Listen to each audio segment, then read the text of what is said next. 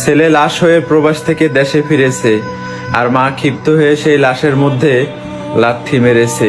শুধুমাত্র 6.5 লক্ষ টাকার লোভে মা চেয়েছিল ছেলের লাশটাকে বিক্রি করে দিতে, কিন্তু বউ সেটা হতে দেয়নি। বউয়ের ইচ্ছা ছিল স্বামীর লাশটা শেষবারের মতো হলেও একটা নজর দেখবে, কিন্তু মায়ের কথা একটাই, ওকে দেশে এনে তো মাটি দিয়ে দিতে হবে। দেশে মাটি দিলেও সে মাটির তলে থাকবে, প্রবাসে মাটি দিলেও সে মাটির তলে থাকবে। তাহলে অযথাই কেন আমরা তাকে দেশে এনে ভেজাল বাড়াবো?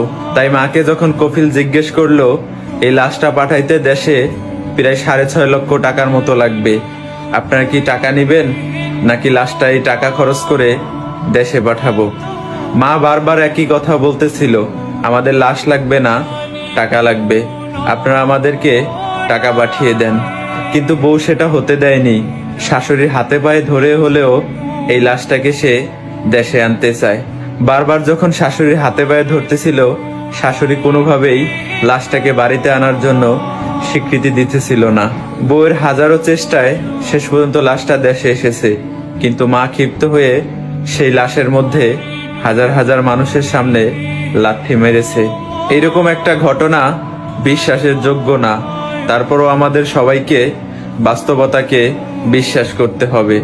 একটা মা হয়ে কিভাবে পারলো একজন প্রবাসী সন্তানের সাথে এইরকম একটা ঘটনা ঘটাইতে? ছি, আপনি কি মা নাকি মা নামের কলঙ্ক?